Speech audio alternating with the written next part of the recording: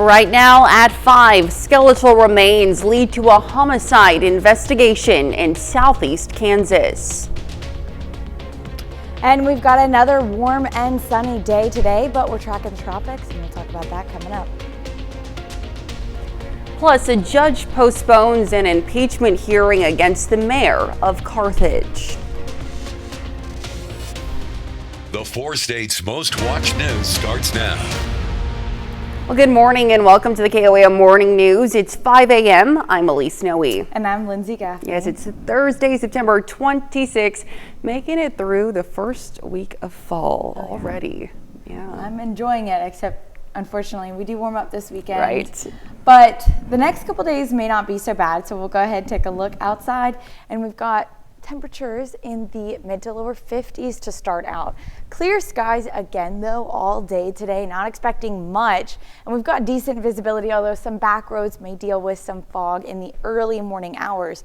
But we're not getting any clouds today. We're also not getting any rain, but we are tracking in the tropics. Until then, it's going to be mostly sunny. Temperatures getting up to the upper 70s, even low 80s today across the area. By 1 p.m. already about 77 degrees. But like I said, we are tracking the tropics. So we've got Hurricane Helene as it makes landfall as a Category 3 later on this evening. Eventually it's going to move over to our area. May get some showers, but mostly cloudy skies.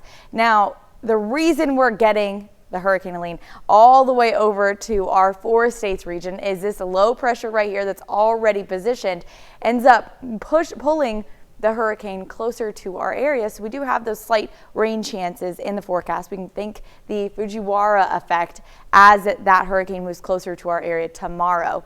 We also have an increase in winds and mostly cloudy skies for the weekend, but I'll talk about that coming up. All right, Lindsay, thanks. Well, Kansas authorities have begun a homicide investigation after finding skeletal remains in rural Wilson County. Now, Neodesha Police Department requested KBI assistance after finding the remains Tuesday morning in a pasture east of 6554 Ottawa Road. Now, investigators confirm the remains are human. While an autopsy has been scheduled, authorities say a positive identification may take some time. We'll have more details on our website. That's KOAMnewsnow.com as they develop. Well, an SUV collides with a motorcycle on South Main Street in Joplin yesterday evening around 7:45. The southbound lanes were closed at 43rd Street as the Joplin Police Major Crash Team began an investigation into what occurred. Now, injuries to those involved are not known. The roadway reopened around midnight. And if you're ever on the go and want to still be able to watch our newscasts live, just download the KOAM Plus app. It's available free of charge in the Apple App Store, the Google Play Store, or any app store of your choice. Just search for KOAM Plus.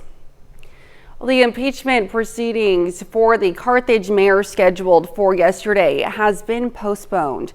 Judge Kevin Selby granted a restraining order sought by Mayor Dan Reif and his attorney that has halted the hearing. There was an agreement for the city to hire Timothy Engelmeyer as the hearing officer when a date for the hearing was decided. Now, Reif's attorney says the city did not move quickly enough to hire the hearing officer. He considers this behavior suspect and says it violates Dan Reif's due process rights.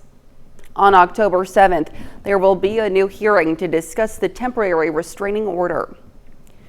The November election is just under 40 days away, and voters in Oklahoma have some issues to consider, including state amendments. One of those, State Question 843, concerns citizenship and voting. It has a number of sponsors in both the Oklahoma Senate and House. Now, the question follows the following wording. This measure amends Section 1 of Article 3 of the Oklahoma Constitution. It clarifies that only citizens of the United States are qualified to vote in this state. Now, the current section in the Oklahoma Constitution says all citizens of the U.S. over age 18 can vote, but there may be exceptions. A yes vote would clarify this section and would require someone to be a U.S. citizen in order to vote. A no vote would leave this section of this article written as is. Now, the border and immigration has been one of the biggest issues on voters' minds. Now, the state of Missouri has a similar question on its ballot this November. The issue of illegal immigration has recently seen more national attention, including stories out of Missouri. Recently, 2 illegal immigrants from Honduras were arrested following a murder in Jasper County and violent assaults in the Kansas City area. You can read more about this state question in Missouri and Oklahoma at KOAMnewsnow.com/elections, or you can scan this QR code on your screen. Well, a city-owned grocery store in Erie, Kansas is going to be operated by a new company after years of struggles. In May, KOAM told you about the community's efforts to keep the store open despite its financial struggles. KOAM's Samantha Walker has more on the future of the Erie market. The city of Erie is leasing the Erie Market to River Grocery LLC, which operates several stores in rural Kansas and Nebraska.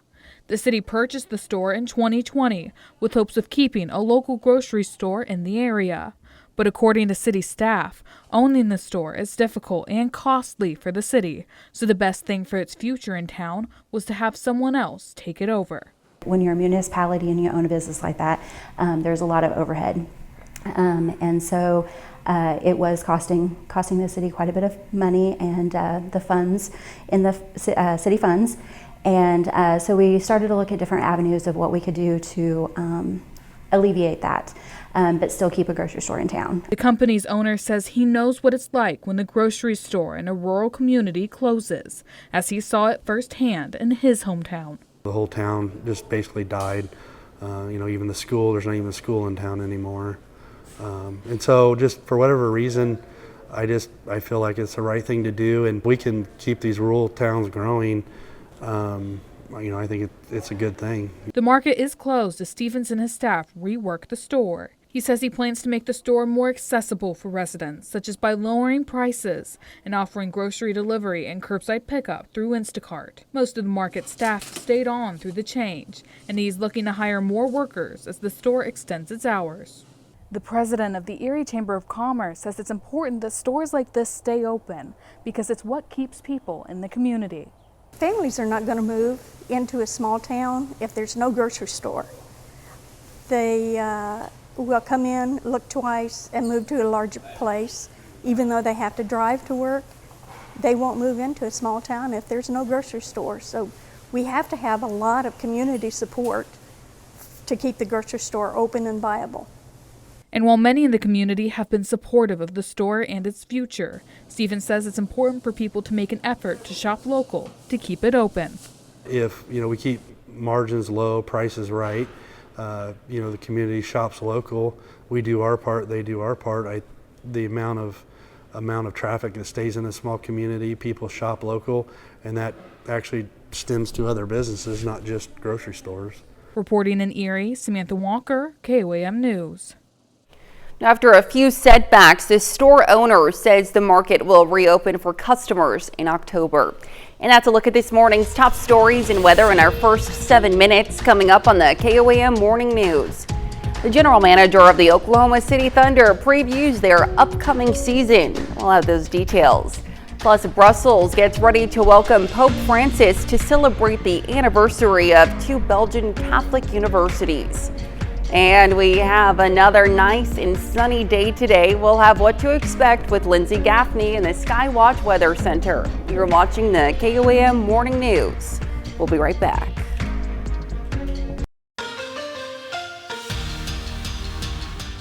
NEO Volleyball is off to a great start in its first year under the direction of head coach Sarah Wall. The Lady Norse have a 10-match winning streak.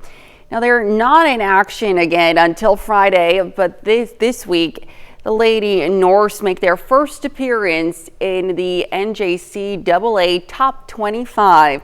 Now, they get ranked number 18 in the nation in the rankings released earlier this week and have actually won again since these came out. Now, this also comes as Lady Norse freshman Wrigley Thompson is named National Offensive Player of the Week. Well, high school softball regional tournaments take place over the next couple of days in Oklahoma. Now, Fairland is the site for the Region 16 tournament with games starting yesterday afternoon. Now, this is a double elimination tournament, so a loss in the opening round doesn't end your season, but Fairland and Wyandotte both don't have to worry about that. The Owls win 18-0 over the Mounds, and the Bears take down Caney Valley 7-5 in extra innings. That sets up each team's second game of the day. In that contest, Fairland wins big once again, 14-1 the final score. Wyandotte plays today against the winner between Mounds and Caney Valley. Fairland needs just one more win for a regional championship. Well, the NBA preseason is just a couple weeks away, and the regular season starts a month from now. Oklahoma City Thunder General Manager Sam Presti addressed the media yesterday morning, talking about how the team looks a little different and will need time to figure things out. I think our continuity will not be great early, but if you look at continuity in the NBA, continuity generally shows up, or lack thereof, early in the year. I don't think it will be a big issue for us once we get into the year. We get some miles underneath us. The more you play together, the more you rep together, the more you learn. And we'll just need to kind of get some of that moving in order for us to get the kind of continuity that we'd like to have with this particular team.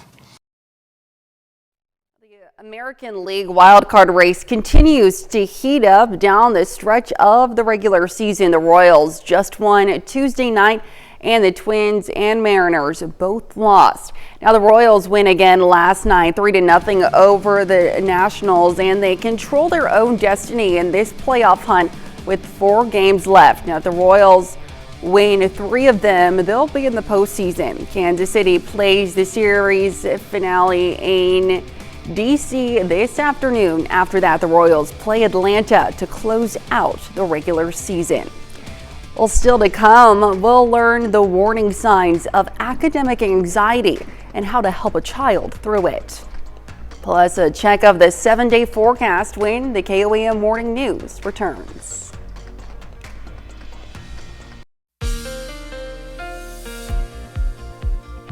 Well, overall, it's going to be a pretty good day. Starting this morning, clear skies, looking pretty good out in downtown Pittsburgh.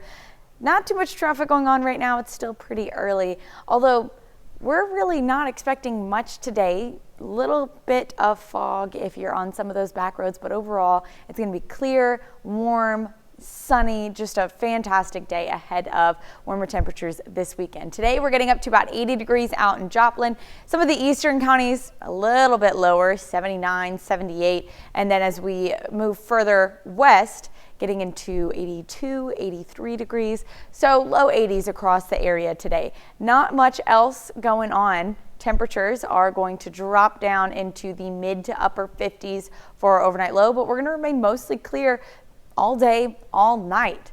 Overall, a good day. Now, tomorrow we are tracking the tropics. So Hurricane Helene starting to push into the Florida Panhandle, and it's going to make its way towards us Friday. So we're going to watch what happens by this afternoon, turning into a Category 3 pretty quickly. Winds over 115 miles per hour. By the time it makes landfall, as of right now, they're still expecting a Category 3, but could be a low-end Category 4 with winds over 120 miles per hour and an incredibly strong storm surge. This is a very damaging storm. Now, as it pushes up, it's following a already positioned low pressure that's down in Mississippi and Alabama. So normally we would see that hurricane move off to the northeast, but because it's following that low, it's following the Fujiwara effect, which is a really rare phenomenon. Doesn't normally happen. That's why we expected a few showers in our far eastern counties. Unfortunately, not looking promising. We're seeing maybe a couple of sprinkles, but mostly just staying east of us. You can see maybe Springfield getting some. Outside of that, the low is eventually going to be enveloped by the already positioned low and then shift back off to the east. where we will see mostly cloudy skies for the next couple of days. Tomorrow, our high only getting up to mid-70s. That's because overcast conditions typically block out the sun's radiation, so we're not expecting much warmer than that, but it's going to be very windy. Winds could gust up to about 40 miles per hour by the end of the day on Friday. So overall, not much going on. Even with the Fujiwara effect and the hurricane moving towards our area, we're mostly just getting cloudy skies Friday and Saturday, maybe a few sprinkles Friday afternoon, but not much else. Now we continue to warm up through Monday. We've got a wind shift line, then temperatures drop back down to mid-70s, and then we warm up again through Thursday, wind shift line, and then temperatures drop back down to mid to upper 70s again this upcoming weekend. But not expecting much rain in the forecast, not at all, except for the slight sprinkles on Friday. So if you got any plans, outdoor plans this week, it's going to be fantastic outside, upper 70s to mid 80s across the entire week, and mostly sunny skies. It's a pretty simple week ahead. A couple of wind shift lines, a couple of cooler days, but overall pretty warm and sunny all week long. Now that's a look at your forecast, but we'll be back after this. Well, topping Health Watch this morning. A New York man has died from a listeria infection tied to recalled deli meat from Boar's Head. Now that makes the 10th death in the outbreak that has seen 59 people hospitalized in 19 states. The Centers for Disease Control and Prevention say it's likely much larger. And that's because it can take up to 10 weeks for symptoms to begin, and also many people recover without being tested for the bacteria. Now, Boar's Head has taken a number of steps as it tries to recover from the outbreak. The company discontinued all of its liverwurst products. It also permanently closed the Virginia plant where the meat was contaminated. Well, the school year is now in full swing, and for some, the school tasks, responsibilities, and pressures can be overwhelming. And while experts say some amount of anxiety is normal, it can also impact a student's daily life and how much they function. Mandy Gaither has the warning signs of academic anxiety and how to help a child through it. From homework to tests and other activities, sometimes school can feel a little heavy. It's normal to experience all kinds of emotions. And when it comes to school and it comes to kids, they're no different. Licensed therapist Jody Baumstein with Children's Healthcare of Atlanta's Strong for Life program says young people don't always have the language to tell us what they're feeling. That's why we have to look at their behavior as a sign and a form of communication and be curious about what it is that they're trying to communicate. Baumstein says warning signs can include stomach aches and headaches with no medical cause, avoiding school, procrastinating in the morning to intentionally delay going to class or miss the bus. Others may display a no-care attitude about school or be the class clown, acting like schoolwork doesn't matter. They might be worried about failing and would rather not even start or not even try and act like they don't care. Baumstein says to get to the root of what's going on by asking open-ended questions without leading the child, then listen and validate what's said instead of dismissing it. She says focusing on the effort, not the outcome,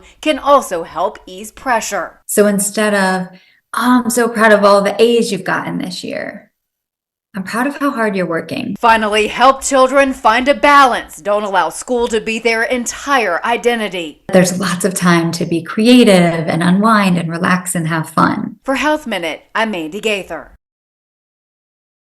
Baumstein says that prioritizing healthy habits can also help us manage emotions and stress. And that's a look at some of today's top health stories. You're watching the KOAM Morning News. We are tracking the tropics, Hurricane Helene, as it makes landfall this evening. And thanks to a rare phenomenon, we could see what that means for us as we move into the weekend. Right now at 5:30, how grant money is footing the bill for a school resource officer in Columbus, Kansas. And we're in store for another warm and sunny day today, but we'll take a look at your weekend forecast. Plus, kids in Carl Junction get a lesson from a four-legged teacher for World School Milk Day. The 4 states' most watched news starts now.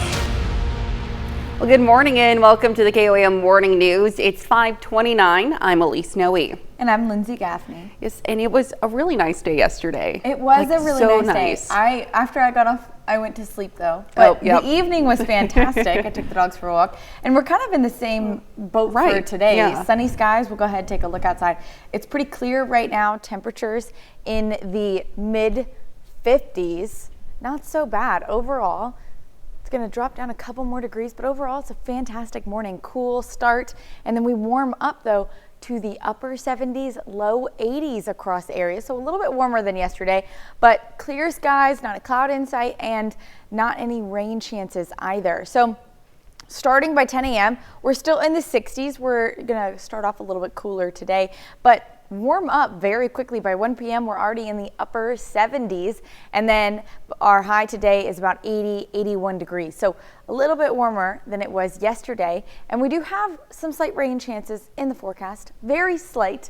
But as we move into Friday afternoon, you can see a couple of spikes where we've got those isolated shower chances, and we can thank Hurricane Helene. So interesting enough, we've got a rare phenomenon that's happening with this hurricane. It makes landfall later on this evening around 7:30, 8 p.m. We can see it down there on the Florida Panhandle as a Category 3, maybe even a low-end Category 4 with winds over 120 miles per hour. The most damaging part of the storm is going to be the storm surge as it makes landfall. Very damaging storm. It's going to continue to push north, but because of this low that's already positioned off to the west of the storm, it's actually going to pull the hurricane off to the east. So that's why we're getting those mostly cloudy skies all day Friday and into Saturday, and maybe even a few of those sprinkles in the far eastern counties, but mostly it's just going to be in Springfield and east. Unfortunately, we may not see a lot of that rain.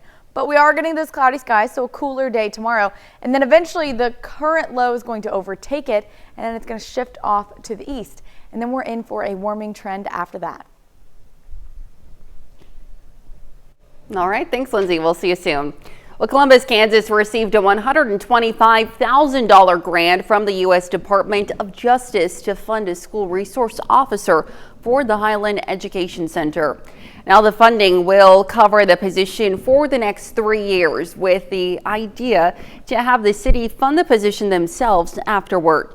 Now, a current resource officer says the position is extremely helpful in keeping students and teachers safe. If they are doing something that is unsafe, or they are creating an environment where the other kids cannot learn, at that point, they need to be separated from the other students. Luke says after the 3 years are up, he hopes the city will apply for more grants or just fund the role outright. Now, Pineville Primary School cut the ribbon on some new buildings yesterday. The event celebrated the opening of a state-of-the-art storm shelter and multi-purpose room, as well as offices for the district's Student Services Division. Now, the new offices will house staff who serve the district's special education students. Prior to the shelter's construction, the school lacked any formal protection from storms.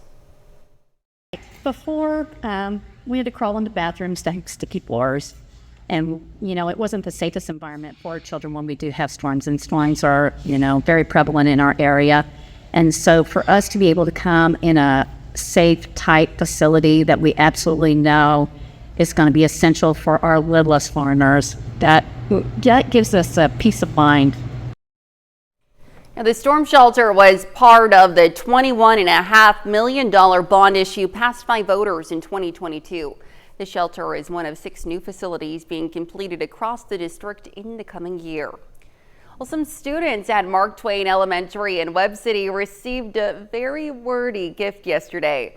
The Webb City Carl Junction Rotary Club gave every 3rd grader a dictionary thanks to the Dictionary Project. Close to 600 dictionaries will be distributed to every 3rd grader in Webb City and Carl Junction districts.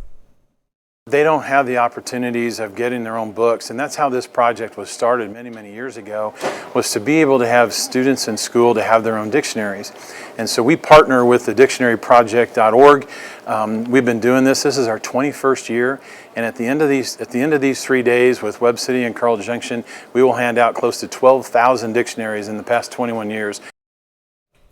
The Dictionary Project continues this week. Now today, students at the Harry Truman Elementary School in Webb City will receive theirs at 8 a.m. Then Carterville Elementary in Webb City at 8:45, and on Friday at the Carl Junction 2 to 3 Center at 8:15. Well, the annual Paint the Town Red event was last night to support the Webb City Cardinals. The event started with a parade, then attendees went to the bonfire, which included a DJ and a bounce house. Fans gathered around the bonfire to listen to music and play games to celebrate the upcoming game against Neosho.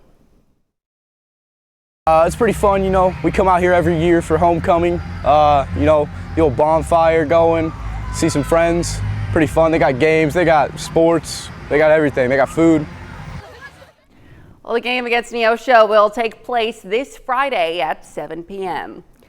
Kindergarten school kids in Carl Junction got some hands-on learning yesterday when they found out where milk comes from. Those kids also got to learn about the importance of the dairy food group on this World School Milk Day yesterday. A gal named Tasha helped teach the kids how the milk they drink ends up on their breakfast table. How the cow gets milk twice a day and how that milk goes into a bulk tank. The bulk tank goes to a truck. The truck goes to the processor to the grocery. And once they understand that process, then they might get a chance to pet a cow. And if they're brave enough, they can even try to milk her. The first World School Milk Day was held back in 2000. More than 40 countries around the world celebrate the occasion.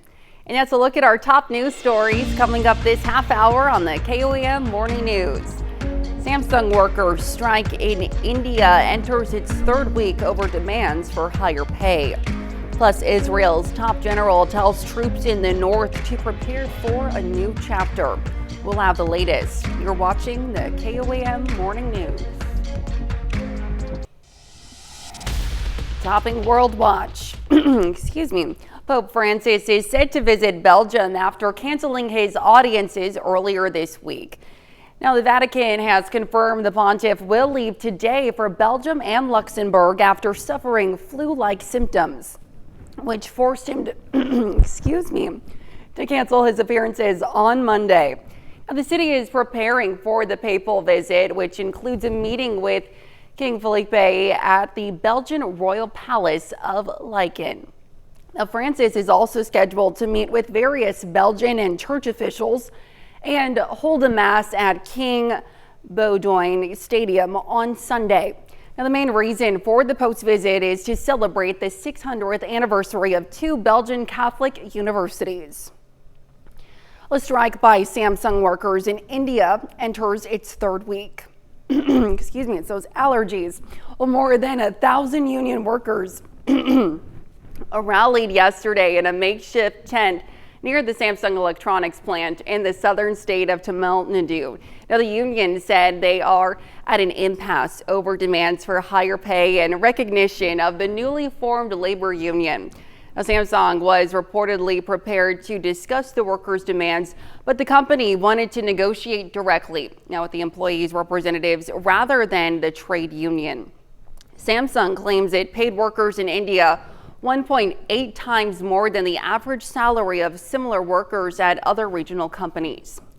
Well, Israel's bombardment of Hezbollah terror targets in Lebanon yesterday included dozens of aircraft targeting more than 100 facilities. The terror group launched a missile at Tel Aviv, its deepest strike yet into Israel. The missile was intercepted and did not cause any damage or injuries. Mike Tobin is in Haifa, Israel, with the latest. We are preparing the process of a maneuver, which means your military boots, your maneuvering boots, will enter enemy territory. Israel's top general telling troops in the north to prepare for a new chapter, a possible ground invasion. This follows the greatest penetration of Israeli airspace by Hezbollah rockets yet, as the Iranian proxy fired into Tel Aviv. Hezbollah says the weapon was an Iranian-made Qadr-1 missile and said the target was Mossad headquarters. The IDF says the missile was off target and it was intercepted without injury. In the south of Lebanon, Israeli fighter jets are engaged in what may be the most intense bombardment of modern warfare. Israel today claimed to have hit 70 Hezbollah intelligence facilities. The IDF also claims to have assassinated Hezbollah leaders with airstrikes. One of them, a commander of the rocket and missile operations, was buried today. Most of the targets are in South Lebanon, where civilians pay the price. With a death toll in the hundreds, Lebanon's health minister says 51 people were killed today. The UN says more than 90,000 have been forced from their homes. The situation is difficult and frightening. You can't leave children in a situation like that there. According to Reuters, last week's sabotage of electronics has thinned the Hezbollah ranks by 1,500. With a tunnel network more sophisticated than its ally Hamas, Hezbollah survives and continues to menace northern Israel. Iron Dome interceptors chased down rockets over the upper Galilee. A few got through, leaving 2 injured. Israel came under attack in the south. Drones flew at the Red Sea resort town of Eilat. One drone got through, the other was intercepted. A group in Iraq claimed responsibility. And that's a look at some of your biggest headlines from around the world. We'll be right back. Well, overall, today is going to be a pretty good day. Starting off this morning, downtown Pittsburgh looking clear. Couple of cars out there, but overall traffic's pretty low right now. It's pretty early. It's only 5:45. Now, clear skies all day long. We're not expecting many clouds until later on this evening and into the morning hours. Not expecting any rain either. Temperatures getting up to about 80 degrees out in Joplin, Pittsburgh, Fort Scott. A little bit warmer out in the southwestern counties. Nowata, Veneta, Welsh, 83. And then a little bit cooler out in the eastern counties, 79, 78. So overall, low 80s, upper 70s. Not so bad today. We're going to cool down tomorrow and tonight. Temperatures by 6 p.m. still in the mid to upper 70s, but then drops quickly down to lower 60s by midnight and our overnight low down in the mid to upper 50s. And then we get up tomorrow to only mid 70s, so a little bit cooler. And we've got some clouds to thank for that. And the clouds are coming from Hurricane Helene. So we're tracking the tropics. We've got Hurricane Helene, as of right now, is a Category 1, but by this afternoon quickly increases to a Category 3. So it's strengthening very quickly. By the time it makes landfall, still a Category 3, but could be low-end Category 4 with winds over 120 miles per hour and an incredibly strong storm surge. So as it's continuing to push up, we've got a low pressure that is positioned right here, which is interesting because it creates this rare phenomenon called the Fujiwara effect. And instead of a strong hurricane like this one moving up the eastern coast, it's actually going to shift off to the west, which is why we get those clouds.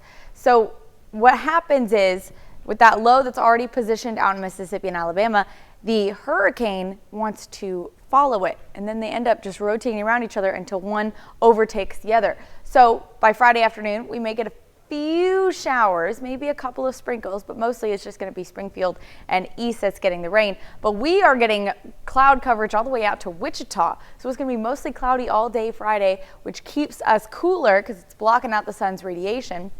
And then eventually the low is going to rotate out of here, and then clouds start to clear by Sunday morning. So tomorrow you could expect temperatures slightly cooler than they are today. Again, today upper or low 80s, upper 70s. Tomorrow mid 70s across the region. We've got mostly cloudy skies and strong winds as well. Winds gusting up to about 40 miles per hour by the end of the day. So few sprinkles are possible as well in the far eastern counties, but really not expecting much. Only about a 10% chance on Friday. Mostly cloudy skies on Saturday, and then we warm up pretty quickly by Monday up to the mid to even upper 80s. Cooling down Tuesday and then cooling down again next week. Overall, temperatures are going to remain in the 80s low to mid 80s and even in the upper 70s across the week. Not expecting any rain chances other than a slight chance on Friday. So it's going to be mostly sunny all week long as well. So it's a pretty easy week to plan things for. If you want to do anything outdoors, it's going to be a fantastic week for it. That's a look at your forecast, and we'll be right back. Well, if you think you're striking up an online relationship with a world-famous actor, you might want to think again. David Daniel has that and more in today's Hollywood Minute. Spanish authorities say they've arrested 5 people who posed online as Brad Pitt and scammed 2 women out of more than $350,000. They allegedly contacted the women through a fan page, exchanged private messages with them, and encouraged them to invest in non-existent projects. Pitt's publicist reminds fans the actor is not online and does not have a social media account. The big news is Joanne has a new man in her life. Okay, but we're not using names, so let's just call him the Prophet. Kristen Bell and Adam Brody are an unlikely couple in the rom-com series Nobody Wants This. The stars say making the pair a podcast host and a rabbi gave each a device to deepen their characters. We could share deeper, more intimate feelings that fulfill the story and kind of color it more for the audience. So likewise, with myself in the Torah, yeah. I can also Your sermons. preach my sermons, that I can also preach and get out some of my thoughts and exposition that way. Nobody Wants This is now streaming on Netflix. In Hollywood, I'm David Daniel. Well, an animal rescue unlike any other, as firefighters had to first figure out how to flip a deer stuck upside down before setting it free. Jeremy Roth explains in today's Take a Look at This. Well, this is a new one. Firefighters had to think outside the box to help a deer found pinned upside down between a house and a garage in Oakland, California. In this video shared by the department, you can see the deer trapped topsy-turvy in the tight spot before officials used ropes tied to the animal's legs to slowly lift and turn it back right side up. They then carefully pulled the deer free from the cramped space. Then, making sure to first remove all the ropes from the exhausted animal's legs, they quickly backed away and allowed it to flee into the wild. A happy ending to a surreal rescue summed up perfectly by the department in a social media post.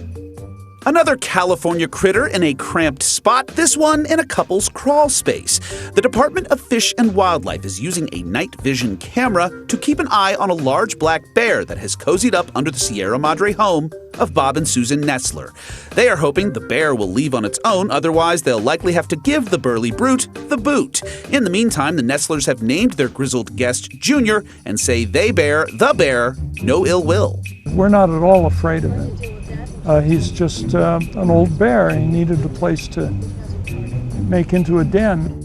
Finally, a tricky spot for rescuers in Florida who had to pull a driver from a car found precariously perched on a parking garage. Officials say the driver may have hit the accelerator by mistake, crashing the car through a 4th-floor barrier. Seemingly, the car was saved from plummeting by a tall tree that broke the fall. A woman was safely pulled from the dangling vehicle, which was then pulled back from the brink and towed away. For Take a Look at This, I'm Jeremy Roth. And I thought that I was bad at parking, but I'm glad that she's safe. Stick around, we'll be right back. Well, a corn dog company in Texas is pairing beer and a condiment in a whole new way. Fletcher's Corny Dogs teamed up with Martin House Brewing to release a mustard beer. Now, the unique beverage is meant to give off bold and tangy flavors and even features a mustard yellow color. Well, brave beer fans interested in trying out the beverage can only purchase it at the State Fair of Texas. Mustard beer will be featured at the Courting Cafe, the Big Tech stand, and the Thrillway stand. Interesting. Well, we've got cooler start to the day, but mostly clear skies all day long. Not expecting much today. A couple of clouds start to roll in later on this afternoon, but we're not expecting many rain chances. Through your morning, we're going to start cooler in the mid to upper 60s by 10 a.m., but by 1 p.m., upper 70s, and our high today getting into the low 80s across the region. So we are warming up. We've got a couple of slight rain chances as we get into Friday afternoon, and we can thank Hurricane Helene as it pushes in. So we're going to start to see the effects of Hurricane Helene actually later on this evening and into tonight. Clouds start to push in as that hurricane shifts off to the west, and then we're mostly dealing with just mostly cloudy skies through Saturday evening. So Friday and Saturday going to be cloudy all day long. Dreary day, but we're not expecting much rain. It's going to stay just east of us in Springfield and east before completely moving out of the area. By Sunday, we're warming up, and we've got this ridge forming over the area that's going to continue to build the heat in our area, the high pressure, through Monday. We won't cool down until Tuesday, and then after that, it's going to be mostly sunny all week long.